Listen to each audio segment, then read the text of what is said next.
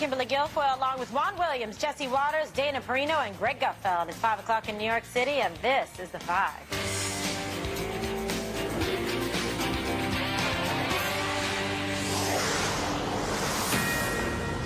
This is a Fox News alert. President Trump has unveiled his strategy for national security, one that enshrines his America First campaign approach into U.S. policy. In an address at the Ronald Reagan Building in Washington, the president outlined a plan that includes defeating ISIS, protecting the U.S. from North Korea, and securing our borders, among other topics. The president also spoke about leaving a greater America to our children and our grandchildren. Watch. On top of everything else, our leaders drifted from American principles. They lost sight of America's destiny, and they lost their belief in American greatness. On January 20th, 2017, I stood on the steps of the Capitol to herald the day the people became the rulers of their nation again. American success is not a foregone conclusion. It must be earned, and it must be won. Together, we will leave our children and our grandchildren a nation that is stronger, better, freer, prouder, and yes, an America that is greater than ever before. Okay, Greg, I know what you're going to say, so I can't call on you right now. Dana? Well, a national security strategy is something that is congressionally mandated, but presidents can wait a couple, 3 years even before they do something. And I think that any president that puts out a plan, like that's the plan until breaking news changes everything, which is, you never know what's going to pop up in the world, and every problem in the world ends up on the president's desk. There's two things that I really liked about it, and in particular, you're going to see a push about this next year, and we need to talk about it more, which is military readiness. And the state of our military, the repairs that are needed for our planes, the new planes that are needed, the new equipment, and also all of the cybersecurity issues that we're dealing with. The president touched on that a little bit, and I think you'll see a push in the new year, especially when it comes to funding. The other thing that I liked hearing him say was that as a force for good throughout its history, America will use its influence to advance our interests and benefit humanity. And I think that really does keep us separate from other countries in the world, that we are exceptional for a reason, and that really is the main reason. All right, so you liked it. I mean, definitely themes you thought about American exceptionalism. I mean, a lot of it made sense to me, like protecting the homeland. Sure. I get it. American prosperity, if America is doing better economically, that means that you have more money in the world and more influence, and more money to pay for military readiness in order to protect the country. And also that economic freedom is a part of that. Preserve peace through strength and advance American influence. I mean, if you were just reading it that way, you could say any president of the past 200 years could have had similar things. Sounds like Reagan a bit, though. When he talks about it you heard, like, sort of the first half of the speech was really going through the list of accomplishments that he thinks he's had over this past year, and then he got to the strategy. So it all fitted together at the end. But for me, the two things that stood out the most was military readiness, which we know we have a huge problem with, and that has to get fixed. And the second piece being this saying that we will continue to be a force for good in the world, which the world needs. Which most definitely. Okay, Greg, you heard some different things as well in there. No, I heard kind of the same things. I mean, I guess I'm always tired of hearing it's always about the children. Right. But I'm okay with that. This is the central piece of his agenda. I called it the stool of security. So it's a table with 3 legs. One of them is national security, dealing with our enemies and adversaries like ISIS and North Korea. Then you have domestic security, which is basically reinvigorating the way the country feels and appreciates law enforcement, because we saw them disrespected for so long. And then the third is the border, which is linked to the above. The border becomes more valuable in terms of national security when you have terrorism and you have technology. So that's an important thing. Those are the 3 legs on this stool. But the big point here is, somewhere along the line, as government grew, we lost the plot. What is government for, primarily? This.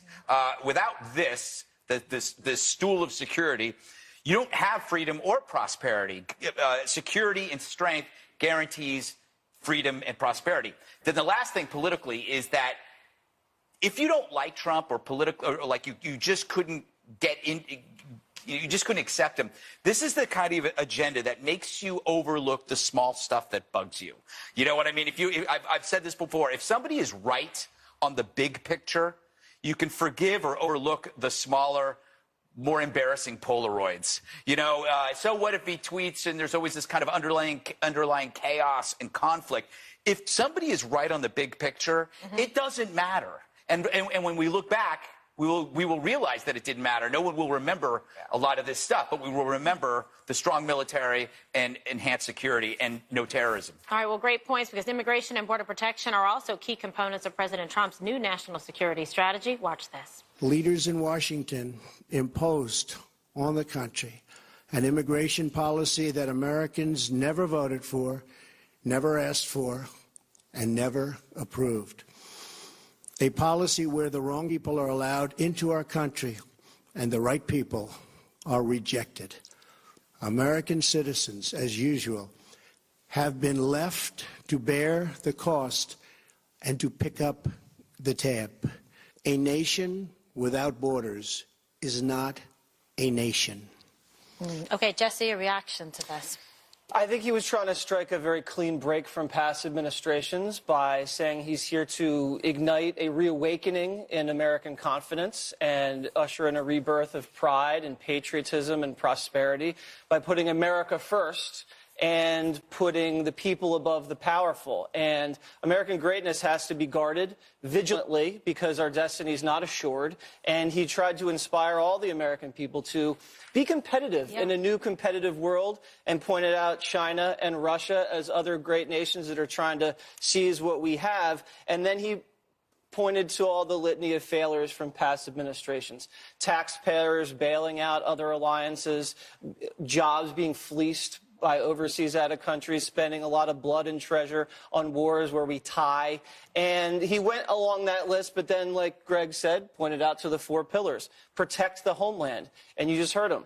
Border security, and that's the wall. That's reinforcing our great Border Patrol agents, and that's getting rid of things like chain migration and the visa lottery. Also defeating ISIS and make sure they can't come over here, but then promoting peace and prosperity, and that's through cutting taxes and cutting regulation and not signing bad trade deals where workers get hosed and big companies make out great. And then preserving peace through strength, talking about a huge reinvestment in our military, but also focusing on modern threats like missile defense and cyber. And then at the end, he kind of tweaked President Obama. He's trying to focus on realism, not idealism, where we're not going to try to impose our way of life on other people, and we're not going to lead from behind. Instead, we're going to champion our values, and I think he believes that that's the best opportunity for us to maintain our #1 posture. You love being #1, Jesse. Okay, so Juan, did you hear this through the same prism that Jesse did? Not at all. Right. I mean, I certainly agree with Jesse that he was playing against, grievance politics, going at all the presidents who came before, when in fact this, I think somebody else on the panel, maybe you, Dana, said it could have been any other president. This is basically in keeping with our national security framework. Yeah, she said that. But where it differs, and to me, he identified it, so you got to give him credit for that, is that China and Russia are exerting increasing evidence that they want to increase their profile in the world, globally. So to me, if you look at Asia, where we backed out of the Asian trade deal, I see China stepping up, and it's not only stepping up in terms of economics, but militarily. Similarly, Russia in the Middle East, given what happened in Syria, but also with Iran, you see Russia playing a bigger role. So Trump identifies that, but he then doesn't say exactly how we will respond. To the contrary, he says, we're going to be more focused on our interest and our security, etc. Well, of course, he's going to focus on our security, but I don't see that we are taking the necessary steps to fight back against Russia and China's growing influence in the world. I was out at that Reagan Library the other day for the National Defense Forum, and this is what the defense experts are saying, is that, there's a lot of talk from Trump, a lot of rhetoric, but no action in terms of saying, here's what our Middle East policy was going to be. But this is he is reprioritizing. The number one threat isn't Russia. The number one threat isn't China. It's existential terror. That's the ball that he sees. These other things are behind that ball, and he will deal with them. And maybe they can help. Maybe Russia can help with terror. That's what he's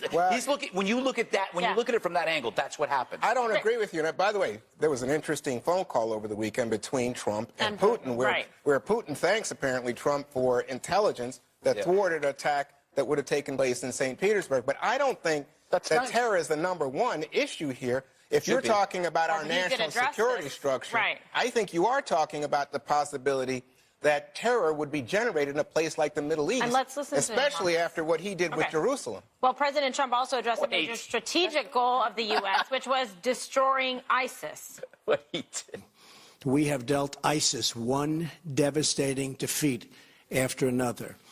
The coalition to defeat ISIS has now recaptured almost 100% of the land once held by these terrorists in Iraq and in Syria. Great job.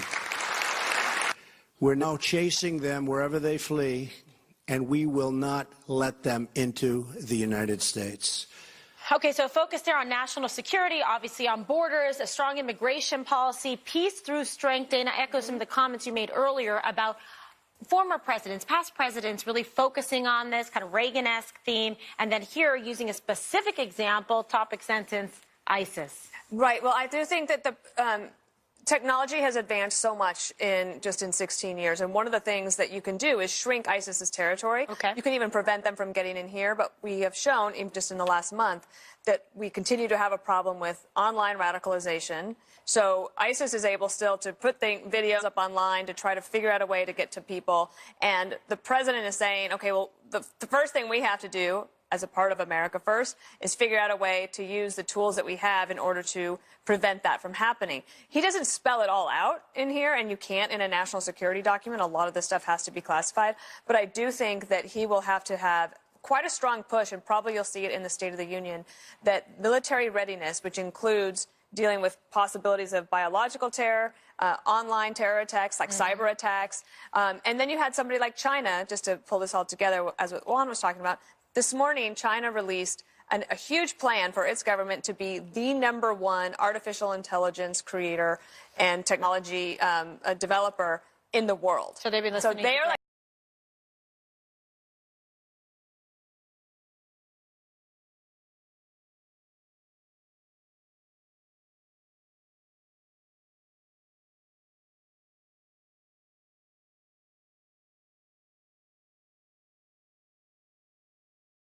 investment. Wow. That's a historic investment in the U.S. military. And to Juan's point, I mean, he's ripped up the rules of engagement, which allowed us to destroy the caliphate over there. No artificial timelines in Afghanistan. The Iran Revolutionary Guard is now labeled as a terrorist organization. That bad deal is also in the crosshairs. And the North Korea situation, major sanctions slapped on them. So to say that the president isn't really doing anything or hasn't really spelled out how he's doing it, one, you want to remain unpredictable, but two, I think there's a lot of leather out there. You know, I watched, I can't remember what Sunday show yesterday. It was pretty funny. They were interviewing some dude, some expert, and he was talking about, beginning about how Trump had a bad year. Trump had a bad year, except for ISIS. Except for ISIS, economy's doing pretty good, and he may get attacked, and the judges. But he had a really bad year. And then another guy says, yeah, except for ISIS. It's like, if all he did was ISIS, that's a pretty damn great year. Yeah. And by the way, you know, I mean, we had other news today about, and I don't know how true it is, but you know, what a difference from Obama, who gave a pass to Hezbollah. I'm not sure if that's true, but it's something that maybe we should look into. I think you guys should pick up a copy of a newspaper, and in it would say, oh my gosh, look, President Bush, President Obama, all of these people were fighting terror all along. Badly from President Obama. I think Obama was colluding with Hezbollah and Iran in order to save that deal. Oh my God. That's so offensive. That's what Politico said in that newspaper you said I had to read. That's what you say. I mean, and that's just, you know, more I know it was a long rhetoric. See what happened? Empty. Go ahead. What's it in Politico? Yeah. yes. Yeah. All right. So it wasn't crazy. It was crazy. No. But you like Politico. And Brett Baird is going to have a big thing on it tonight, that very story. So there you go. That's long tease. Deep tease. Coming up, President Trump says he's not happy with the way the Mueller investigation is being handled. You're going to hear his plans on dealing with the special counsel next. If you could find a dry way out forever, be still. Put your game. 1, 2, 3, 1, 2, 3, 1, 2, 3, 3. It's a big week on Capitol Hill as key players in the FBI and Justice Department are testifying before lawmakers.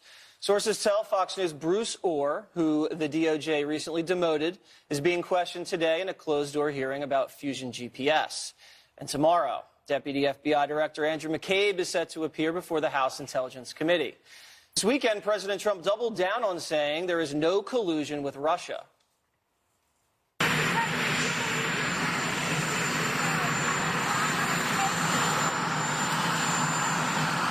Not looking good. It's not looking good. It's quite sad to see that. So my people were very upset about it. I can't imagine there's anything on them, frankly, because, as we said, there's no collusion. There's no collusion whatsoever. But a lot of lawyers thought that was pretty sad. No, I'm not. All right, so let's start with the Mueller firing. In the beginning of the weekend, it was he's going to fire Robert Mueller, and at the end, he wasn't. I mean, what was that all about? You know, it was great. It was on Twitter, all these celebrities were, like, threatening to take to the streets, blamed on a rumor that they probably started. They're going, oh, my God, he's going to fire Mueller. Let's go to the streets. Who told you that? Well, the other guy on Twitter told me that. This is a real boring version of the Hatfield and the McCoys. Oh, my God. The media and the Democrats were the Hatfields. They just never expected the McCoys to show up. It's always been a one-sided fight. So now... The McCoys are the MAGA. Yeah, exactly. So now they have, like, okay, you got collusion, we yell corruption, you yell Russia, we yell deep state. It's a lot of energy. It's like a game of tic-tac-toe that always ends in cat. Remember that you always write cat? It's like, but it allows two sides to dig in, and I really do think this cancels each other out. They both sides just kind of go like that. It's a push. And the first question he was asked by reporters when he was wearing that amazing USA hat, Kimberly, was about all of these Trump transition emails that were seized by Robert Mueller's investigators. People say, you know what, that was an overly aggressive move by the investigators. And then Mueller's team said, hey, this is fair game. What do you think? Well, but I think it depends on what side of it you come down on to say, okay, wait, this looked like tremendous overreach in terms of a big, like, document and information grab to get a swath of information about pre-campaign and during the campaign and transition officials. I mean, you even had Don Jr. going and testifying. Then you saw leaks right after that coming out by Schiff. The whole thing to me is just, it's not coming off very good at all because it just seems like there's a specific intended purpose to undermine, the president. We're going to see what Mueller has to say. I don't think he's going to remove him whatsoever. Why? If there's nothing to hide, there is no collusion. Everyone's cooperated and testified. You're getting to the bottom of what was going on in this investigation and the unclean hands that are there. So let the truth come out to silence it once and for all that they didn't do anything wrong. And the president's lawyers, Dana, say that they expect this investigation to be wrapping up fairly soon. I'm sure they hope so, and I hope so. Like, I think we all hope this so. all done. No, don't say Except that. one. I do think, though, that if the Trump lawyers hadn't been surprised that these documents were obtained, then they would have actually been in a better position. I am surprised that they were surprised. When you work at a transition office and you are given a .gov email, when you get the email, you agree that all of those emails are subject to being able to search at any point. So it's like an employer here can come on and look at your Fox News account. No, they can't. That's just, well. I hope not. Big trouble, Jesse. Big trouble, Jess. And so I think if the Trump team's lawyers were really concerned that these were taken inappropriately, that they would go to the judge, not to Congress and to the court of public opinion to try to undermine it. And this seems to be a campaign in the court of public opinion, Juan, of trying to work the refs, as they do in sports, where you criticize and criticize, and hopefully it can have an effect. Well, I don't think there's any question. I think that's what it's a whole propaganda campaign against Robert Mueller, against the Justice Department, against the FBI, even as you have Trump officials like Jeff Sessions, the Attorney General, like Christopher Wray, the FBI Director, saying, no, these people are doing a good job. They're patriots, and they're working hard to protect America. But just what we heard last week as the president was leaving was, he said, well, no collusion. And he talks about himself, but he doesn't talk about all the aides that were involved in the campaign. And that's why I think a lot of people were, Greg, thinking, oh, something is being set up here that would allow him to justify going after Robert Mueller. But I think now we even have a spat between Fox and Friends and Hannity. No, don't say that. It's true. Don't say that. Not right around the holidays. Yes, I know. Well, and it seems like the more and more Democrats investigate this president, the more crimes they find that they committed. Very good. Yeah, coming up. Talk about Chaos just days before Christmas. Thousands of flights grounded. How will you be impacted? Next. The vibrations, I don't need nothing. A Fox News alert, we are monitoring developments in the major train derailment in Washington state that's left multiple people dead and injured. The Amtrak train jumped the tracks and part of it crashed down onto a highway. Dan Springer is on the scene with the latest. Dan. Yeah, and Dana, that death toll stands at 6, according to the Associated Press. A National Transportation Safety Board GO team is en route to Washington State from Washington, D.C., and we expect them to be here this afternoon and fully here by this evening. And if I step out of the way, you can see that we now have a lot of large equipment, Caterpillars and other equipment, that will eventually be used to take those train cars off of Interstate 5 here in DuPont, Washington, which is about 50 miles south of Seattle.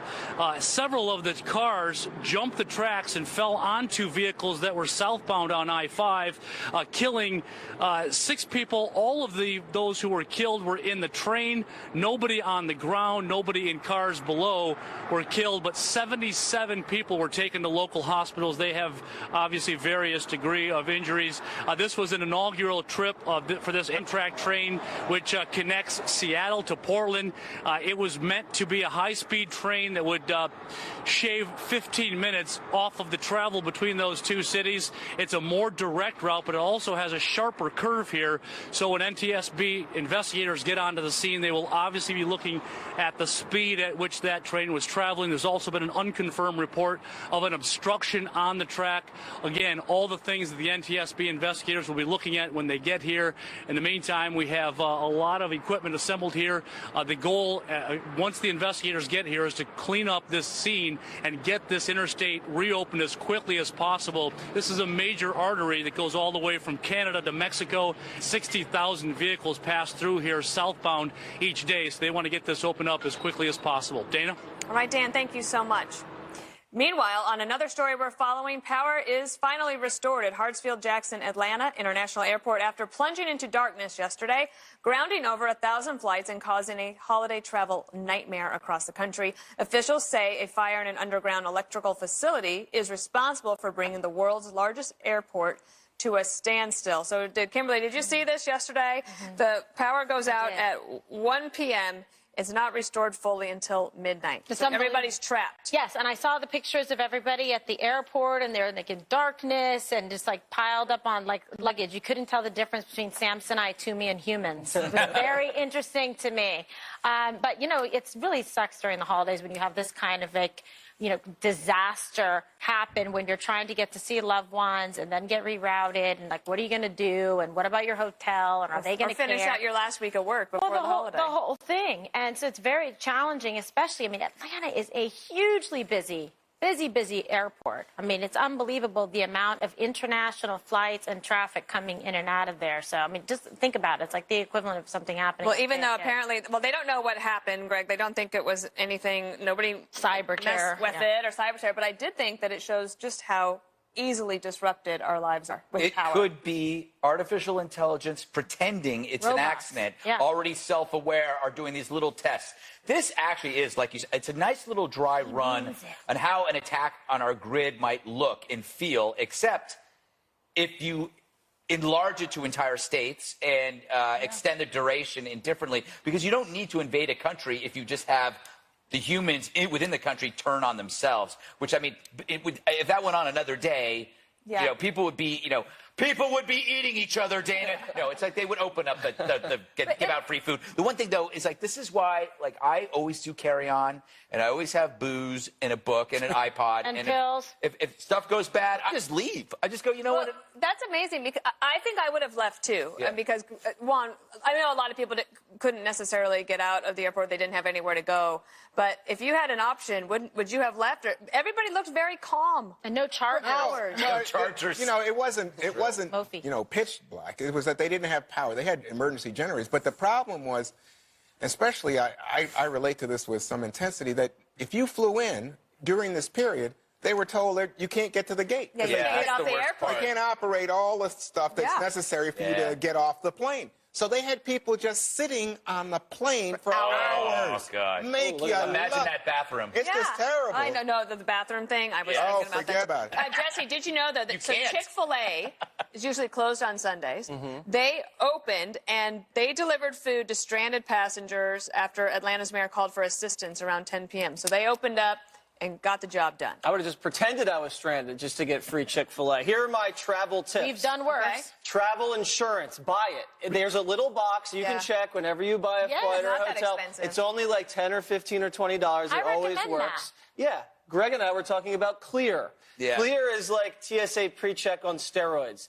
You don't have to do anything except put your irises on a little thing. It's like James Bond. But isn't that just and like you go Washington, right to the front. Like DC has No, they've expanded it into other now. hubs. And then the Delta Lounge, I know it's pricey, but you don't have to hang out with everybody else. And you can just eat all that free food and drink free booze. And rabble. You don't want to be near the rabble, Jesse. By the way, now everyone's going to go. And lastly, the whole thing that your parents tell you when you go for a flight. Fresh underwear. Get there 3 hours before an international, 2 hours before domestic. No. 1 hour before domestic, 1.5 before international. Stop clogging the place up. I agree with that. They're clogging it up. That is the problem. They're clogging it up, but I have to strongly second the Delta Lounge. Wow. Yeah, that's fantastic. Oh, well, aren't we special? People go there. I have to second the fresh pair of underwear. You know that? Wherever you go. Absolutely, at all times. All right, well, we're glad the power is back on. When we return, this Saturday Night Live comedian is serious about showing his permanent love for Hillary Clinton. Greg will explain.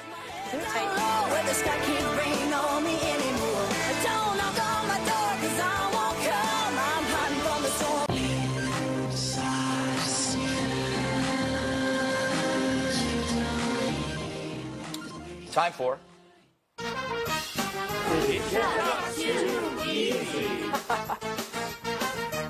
Great music, eh? Welcome to It's Just Too Easy. It's when we do a story that's just too easy to ridicule, making it too hard to ignore. So in this episode, Pete Davidson, he's the nice kid from Saturday Night Live. He just got a tattoo of Hillary on his arm. When his friends asked him why, he said it was because Hillary was a badass. So now he has something in common with Hillary. They both have an ass on their arm. Hers was named Bill.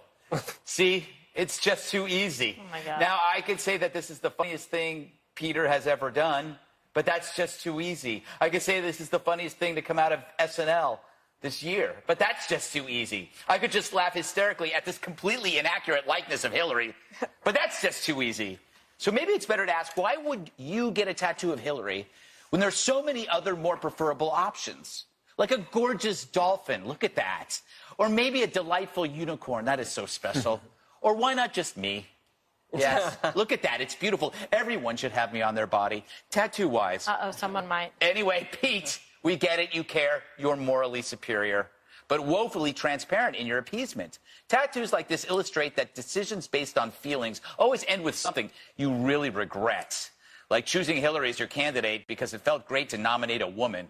She lost. And yet tattoos are easier to disappear. I just wanted to do this story so we could talk about tattoos. I'm going to start with you, Dana. Okay. If you get a tattoo on your body, what tattoo would it be? I know. Well, I think I'm not for tattoos. Oh, no? So this is pretend. Yeah. But I would go with my main man, Jasper. I knew it. There you go. So you actually had this done this morning. That's great. Did that hurt? Arm. You have a very hairy arm. That's another reason I'm terrified of the tattoo. Doesn't it hurt terribly? Yeah, it does, but that's why you get drunk. You do tons of shots. I can't do that and either. a couple of pain pills. Everything's great, Kimberly. Oh, that's every day for you. Yeah, that's, well, Anyway, we won't get into that here. Your tattoo, if you could. First of all, I have no tattoos on my body. Like Dana, I don't do them. Not going to happen. However, Yes, to if you- play along, Yes. or role play, as they say, Yes, in a that's what they tattoo say. segment. Careful. Because you would never role play. I would definitely get Ronan, my little munchkin road dog. that's There he is. See how good that Oh, what a looks? cutie. There you go. See? You know the guy that the model gotta we fly used away. for this has tattoos all over Yes. his body, and then we kicked him out of the building. And we said, yep, thanks a lot. Paid him $50. All right, for a day's Jesse. And that would be on my shoulder. Up Shoulder. above a little Yeah, bit. that's good. I just want to make that clear to anyone who might be freaked out. Go Yes. ahead. Jesse, I'm dying to know what tattoo you get. You know, I put a lot of thought into this, Greg. Yes. And I came up with Dr. Sebastian Gorka. Gorka. I think he'd look great on any appendage. He's, you know, he's something terrifying about him, but also really wholesome. Yes. He's like the most fascinating man. You know that commercial with the beer? I mean, he's Most just fascinating on many interesting levels. man in the world. I think it would be a nice conversation piece. Yeah. Women would like it. Men would like it. I mean, what's not to like? What if he gets arrested for some horrible crime? Even But it's better. like having the Hillary tattoo. You regret it. You regret it. You All can right. change it to Hillary. Juan, what is your tattoo? Well, I don't think there's much doubt about it. If Pete's going to get Hillary, I got to do something, you know, as a Fox News guy, what can I do? Yeah. I've got to get a triple. yeah. I'm going to do everybody better. There's Hannity, there's Laura Ingraham, and Janine Pirro. amazing. Yes, in fact, I really wanted the girls on either side of Hannity because I wanted like a propaganda special. That's what I wanted. fair and balanced. Yeah, That there you is go. absolutely incredible. I think it's actually quite attractive. Do you like that one? So you want? I got a tattoo. I actually had, this is actually on me. I got a tattoo of Tattoo from Fantasy Island, hanging out with the Russian pop star duo Tattoo. There they are all together, and they all have their hands up. Isn't that pleasant? You got Very Tattoo cute. and Tattoo Wait, together. So, that was interesting. It is interesting. Congratulations to the guy who got all the tattoos. Yes, I'd like to thank Sean O'Rourke for. Yeah, I gave him an unusual mission on Monday. You know, Roger Stone has a tattoo of Nixon on his back. Really? Yes, Yes. yes. I won't tell you how I found out, but it's interesting. No, but it's so. It was called Your Saturday Night. No, I watched. I watched some documentary. Yes, it was It a is, isn't it? documentary You see it in a America. documentary, yeah. Yes. Big weekend plans. I'll go. Yeah, you know it. All right. Up next, the real-life hunt for E.T. Glad they're going after that punk. New details about a $20 million top-secret military UFO program when we return. Go.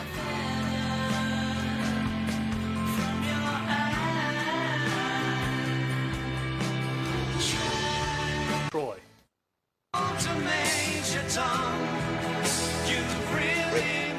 Oh my gosh, I guess we're not alone after all. A stunning new revelation. The Pentagon reportedly set up a secret program 10 years ago looking for UFOs deep in space.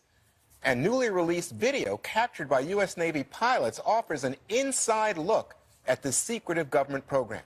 Take a look. There's a whole fleet of them. Look on the ASA. My gosh. My gosh is right.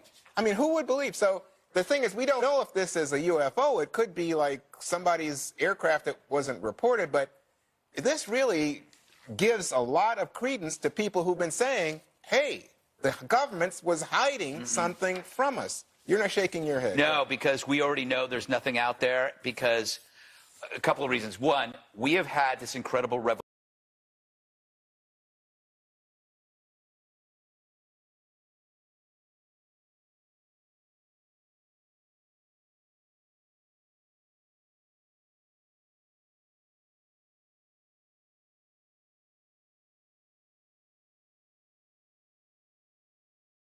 Because we don't exist. When we go out and we look at the lifeless orbs, these planets out there, that's what we look like to them because this is all a computer simulation that basically was created long ago.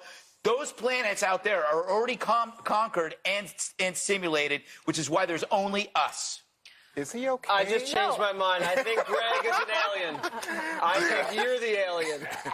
Well, I am a shape-shifting lizard. Okay. Well, Now anyway, you're going to encourage people. I was struck that, in fact, that 10 years, and they put $22 million into this, Dana. So, do you think this is a waste, or does this justify what the government was doing?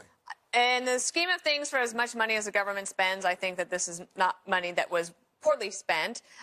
You do think that it was Harry Reid, the senator from Nevada, who got this money earmarked into the DIA budget, which is a secret budget for the intelligence agency of the Defense Department. But he had support from Senator Ted Stevens, who said, I think we ought to look into this. So Yeah, why? Because he got hit by a UFO. No. It was an unidentified flying object. Oh, you mean Harry Reid? Yeah. Oh, yes. When I heard his eye. Yes, the exercise equipment. Wow. So I like but that if you joke. listen to an interview this morning with on the Daily, the New York Times podcast, they interview the guy who just recently left his position, Elizondo, I think his name was. Right. And he says, like, he's not saying there's for sure something out there, but that it's definitely worth studying. But, Jesse, there was the video. It's not like we don't know. I mean, now you're looking at something just like the pilot. You're saying, what is that? Yeah, I can't identify what that is, Juan. I have no idea. But I've gone to these UFO conventions back in the day and shot Waters Worlds, and people tell me stories about being abducted, and they honestly believe they were abducted and things were done to them while aboard the spacecraft, and a lot of the stories share similar details. So there has to be something going on. I don't think everybody's hallucinating. No, they are. It's hypnagogic nightmares. Everybody, Okay, they're well, hypnagogic there you go. nightmares. Okay. When you're sleep paralysis and you think something's on top of you, that's a hypnagogic nightmare. But I do think spending a lot of money on stuff like this has other benefits. Yeah. You know, like obviously when the military-industrial complex spends this amount of money on things, you know, isn't that how they created the internet, not Al Gore? Well, that's true. You never know That's what how you they might connect. discover. That's what you just said is absolutely true. But Kimberly, I'm accustomed to sort of mocking these people as tinfoil hat brigade, I think they call them, or people who are just making, you know, if you ever listen to Art Bell in the middle of the night, you know, on the radio, all these things are, you think, what? This guy's, but he's entertaining. Now I'm thinking, man, maybe there's something going on. Well, I mean, look, there's been enough discussion about it that it makes sense they're going to study it or figure it out. Even President Trump said he wants to know about, you know, Area 51 and the secrets of it. It was like a good reason to become president, right? Get all the top secret information, just like with the JFK files. I don't know. I mean, listen, I have an open mind about things. I also enjoy astrology. Very nice. What's One your more sign? thing is up next. Pisces. Ooh. I've been driving in this California sun. I've been on the road just to get It's time now for one more thing, Greg. Thank you, Kimberly. You're welcome. Time for Greg's Talking Animal News. You know, working at Fox, a lot of people send me some interesting things. I'll get something like leather socks one day, and then I'll get homemade meat the next, which I love to eat, so keep sending it. And every now and then I get a talking animal. And somebody sent me it looked like, I believe it might be a hamster, and it had an interesting message for us. Roll it.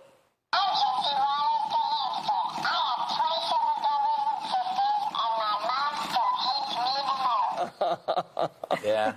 Very good, good film. What if it's somebody you know who sent that? Gary Penacoli. No, I don't get it. But whoever sent it is probably on some kind of power trip. Okay. Yeah. It's pretty cute, though, right? Very good. Jesse? All right, so today marks the 20th anniversary of the death of one of our favorite comedians.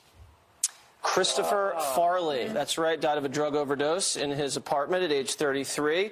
You know, SNL guy, was along with Chris Rock, Adam Sandler, Rob Schneider, David Spade, and one of my favorite movies, Tommy Boy. That guy in a little coat. That guy in a little coat. I'm serious. Richard, what's happening?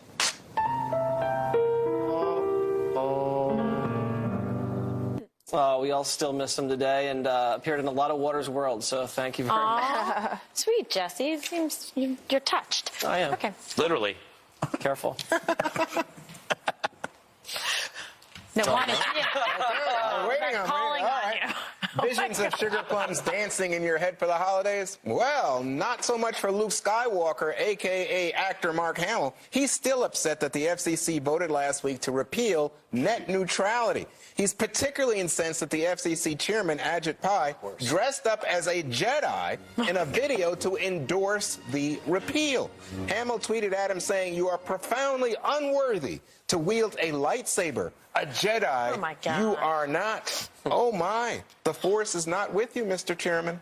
How crazy is that? Wow. They really are picking on that guy. They are. right? They are. They're going after his But he family. dressed up as not bullying only him. a Jedi, he dressed up as Santa. The guy, they hate him more than they hate ISIS. It's ridiculous, these people. No, it's so nuts. Okay, Dana? All right, so you know most babies start walking around the age of 1, but Cash Rowley thought that was too easy. Check her out. So she's from Idaho, and she's started walking at 9 months, and her parents are big outdoor enthusiasts. So they had her get on a snowboard and took it all around the house, and then she hit the slopes, and she's able to do it at 1 year old. Wow. Check her out. Her name's Cash Rowley, and they're going to try to go to Costa Rica in February and get her up on a surfboard, too. So we look forward to those. Wow, she's No helmet? awesome. Pretty good. No Why is she helmet? She's so good. Yeah, it's just a baby with a soft head. Oh. Yeah, that's smart. She's pretty cute. Helmets are for snowflakes. Well, I Oh, mean, nicely done. oh my gosh, these two, sensitivity training. Okay, perfect. So I have a book to promote. No, not one of my own like Greg does, but one for Chris McKinley, former Navy SEAL, and Andy Simons. They have a new book out called Enemy in the Wire, and is a perfect gift for anyone interested in military life. Specifically, Andy grew up in a Navy family, and then, as I said, Chris was one of our fearless warriors with the Navy SEALs. And it's a follow-up to Andy's first novel. My Father's Son is a behind-the-scenes look into the special ops community and what it takes to be part of that brotherhood, and tells the story of one boy, of one family who has their world ripped apart by war. It's actually going to be pre-ordered on Amazon, but it's out officially in March, just in time for my birthday. Congratulations. We're going to go get some tattoos now, everybody? Is Yes. that what we're I'm gonna in. do? Not, Yes. not No in. way. No, I'm not in. Anna needs a few I'll drinks. watch you guys get them, though. Yeah? You We should have a tattoo night. We should have a tattoo night. I actually think the one that makes the most sense Is Gorka? No. Oh, so I think we should all get matching Gorka. Jesse, you go first. Okay. All right, Where's let's the see if Brett booze? Bear's on this. Set your DVRs, never miss an episode of The Five. Special report up next. Brett, take it away. Yin? Happy tattoos. Thanks, Kimberly. The president outlines the Trump